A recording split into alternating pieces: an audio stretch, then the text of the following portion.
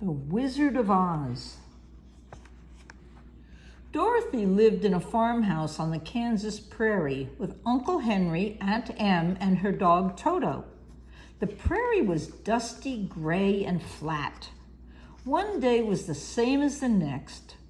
Dorothy dreamed of going someplace where the colors were bright and surprising things happened. One afternoon, the sky became very dark. There was a sharp whistling in the air. "It's a cyclone," cried Uncle Henry. "Hurry, Dorothy," shouted Aunt Em. "Run down to the cellar." But Dorothy didn't get there in time, and a strange thing happened. The house spun around 3 times and rose into the air with Dorothy and Toto inside. "Toto, we are in the middle of a cyclone. Oh dear! What will happen when the house falls? We'll be dashed to bits." But nothing bad happened. The house kept flying, and soon Dorothy fell fast asleep. Dorothy woke to a great bump. The house was not moving, and it wasn't dark anymore. She ran to the door and opened it. Dorothy cried out in amazement at what she saw. There were huge flowers and fruit trees. Rainbow-colored birds sang and fluttered. Dorothy saw a woman dressed in a sparkling gown. She wore a hat with bells around the brim, which tinkled as she moved. "Welcome to the land of Munchkins," said the woman. "What are Munchkins?" asked Dorothy. "The little people who live in this land, and I am the Good Witch of the North." "But I thought witches were mean," said Dorothy. "Only the bad ones. Thank you for killing the Wicked Witch of the East." "I did not kill anyone," cried Dorothy. "Your house fell on her," said the woman. "That is the same thing. See? There are her feet sticking out." Dorothy looked. Indeed, sticking out from under the house were 2 feet in silver slippers. Once there were 4 witches in Oz, 2 good and 2 bad. Now there is only 1 bad one left, the Wicked Witch of the West. Suddenly the Munchkins shouted and pointed. The dead witch's feet were gone. Nothing was left but the silver slippers. The Good Witch gave them to Dorothy. "Wear them," she said. "They have a magical charm." The shoes fit Dorothy perfectly. "Thank you," said Dorothy. "You are all so kind. But how do I get back to Kansas?" "What is Kansas?" asked the Good Witch. "It's where I live. It's very beautiful here, but I want to go home." "Go to the Emerald City to see the Wizard of Oz. Maybe he can help." "How do I get there?" asked Dorothy. "You must walk. Just follow the yellow brick road," said the Good Witch. Then she twirled 3 times and was gone. Dorothy said goodbye to the Munchkins and started down the road with Toto at her side. Soon she came to a cornfield. There sat a scarecrow high up on a pole. "How do you do?" said Dorothy. "Not well at all," said the scarecrow sadly. "I am stuck on this pole. Can you help me?" Dorothy lifted him off the pole easily. "Thank you," said the scarecrow. "If I had a brain, I would have been able to think of how to get down myself." "You haven't got a brain?" asked Dorothy. "No, just straw. No brains at all." Then Dorothy had an idea. "Come with me to see the Wizard of Oz. Maybe he can give you some brains," she said. "Oh, I'd love to," said the scarecrow. They set off together. Soon they came to a forest. There stood a woodman, all made of tin.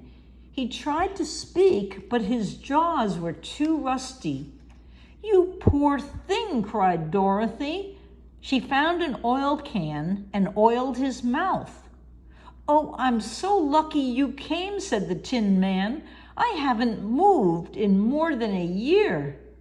Can you oil my arms and legs too?" So Dorothy did. "Where are you going?" asked the Tin Man.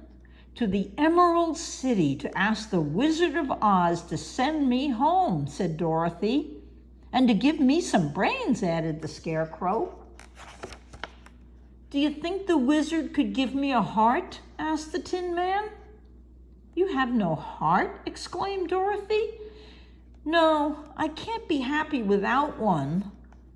"Come with us," said Dorothy. "I'm sure the wizard can help you."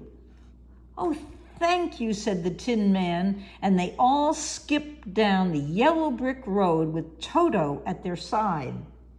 Soon they entered a deep forest. They heard a loud roar. A lion leaped onto the road.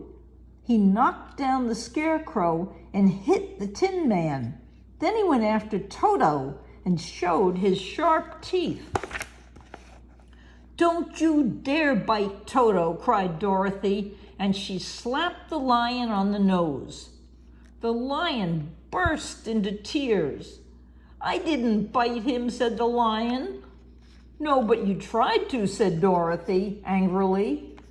She was surprised to see that the lion kept weeping. "Why, you are nothing but a big coward," she said. "I know," said the lion sadly. "A lion is king of the forest, so all the animals think I am brave. But I know I am really a coward. I will never be happy if I don't find some courage." Dorothy and her friends whispered to one another. They felt very sorry for the lion. "Come with us to see the wizard," said Dorothy. "Maybe he can give you some courage." "And please stop crying," said the Tin Man. "If you cry, I'll cry too. Then I'll rust again." So Dorothy the Scarecrow, the Tin Man, and the Cowardly Lion went down the yellow brick road together with Toto at their side. Dorothy and her friends did not have an easy journey. They were chased through the forest by horrible beasts with bodies like bears and heads like tigers. They had to ride on the lion's back to cross a deep and dangerous ditch. And they barely escaped from a field of deadly poppies that could have made them sleep forever. At last, everyone noticed a green glow in the sky. It was the Emerald City. They were so happy, they ran the rest of the way. The yellow brick road ended at a huge, gleaming gate studded with emeralds. Dorothy rang the bell, and a little man appeared. "I am the guardian of the gates. Why have you come here?" he asked. "We are here to see Oz," said Dorothy. The man was shocked. "But no one has ever seen the great Oz," he said. "We've come such a long way," pleaded Dorothy. "The Good Witch of the North sent us. She even gave me these silver slippers." When the man saw the slippers, he said, "Very well, I will take you. But first, put these glasses on. The Emerald City is so bright it'll blind you." He was right. The green streets and houses sparkled. Men sold green popcorn and green lemonade. Finally, Dorothy and her friends came to the palace and entered the throne room. In the center was a strange sight.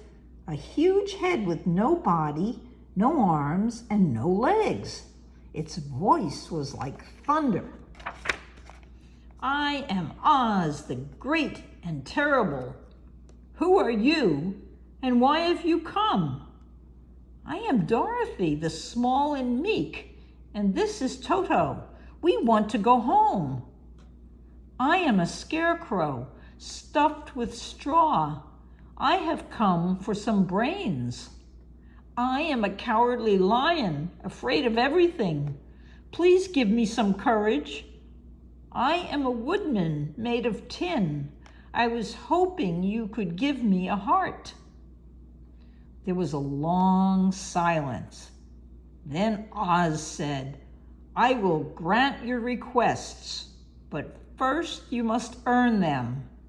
Go and kill the Wicked Witch of the West.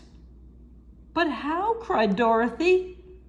You must find out for yourself. Now go. Far away, the Wicked Witch of the West was looking out her castle window. She had only one eye, but could see for miles around. When she saw Dorothy and her friends, she was so angry, she tore out her hair. I will destroy them, she shrieked.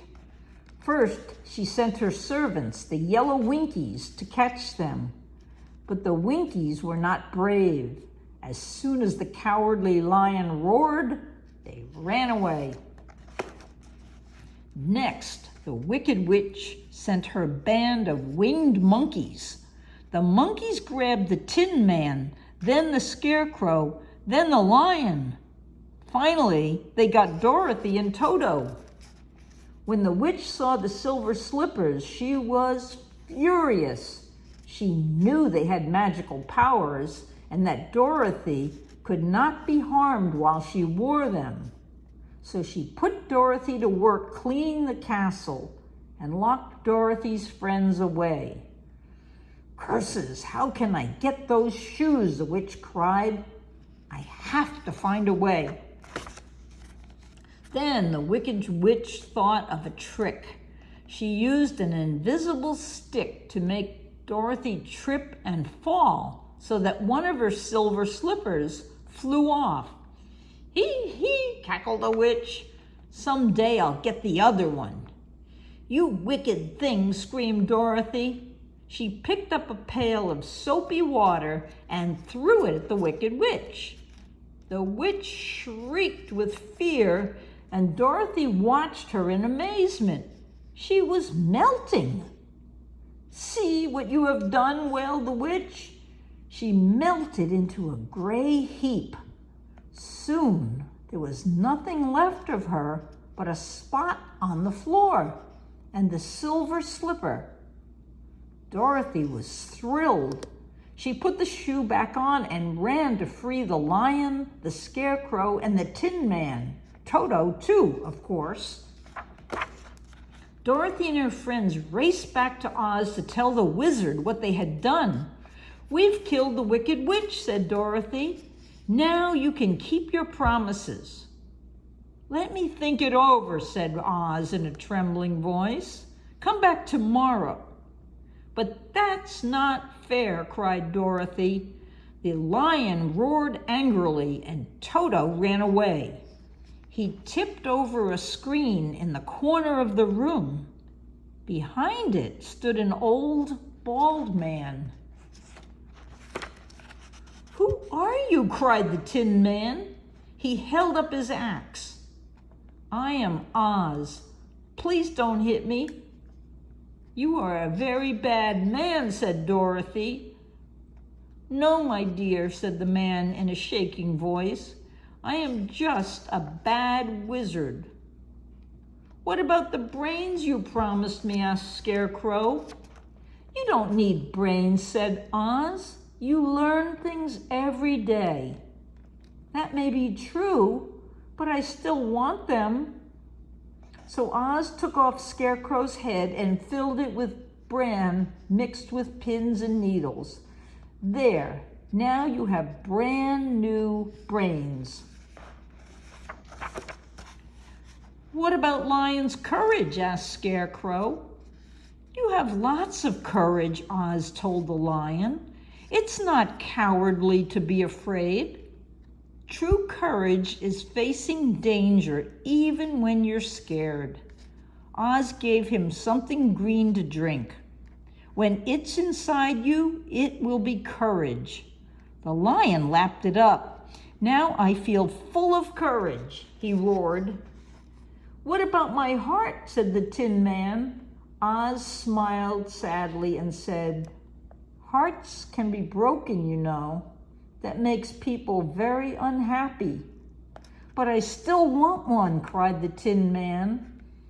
Oz knew that he had a heart already, but he cut a hole in the Tin Man's chest and tucked in a soft red silk heart. Is it a kind heart? Asked the Tin Man. Oh, very, said Oz. Dorothy was so happy for her friends, but then her eyes filled with tears. What about sending Dorothy home? Asked the Scarecrow. I have a balloon. I will take her there myself, said Oz. Climb in, Dorothy. But Dorothy could not find Toto in time. The balloon took off, leaving her behind. Dorothy began to weep. Her friends tried to comfort her, but it was no use. Suddenly, the Good Witch of the North appeared. Your silver shoes can take you home, she said. If you had known their power, you could have gone home the day you arrived. I'm glad I stayed to help my friends, said Dorothy, but I am ready to go. Then click your heels 3 times. First, Dorothy kissed her friends goodbye. Then she held Toto in her arms, clicked her heels, and said, take me home. Whoosh! Dorothy sailed through the air and landed with a great bump. There were Aunt Em and Uncle Henry. Where have you been? They cried. In the land of Oz, said Dorothy. Some of it was terrible. Most of it was beautiful. But, Aunt Em, there's no place like home. The end. Good night, Sammy. Good night, Sophie.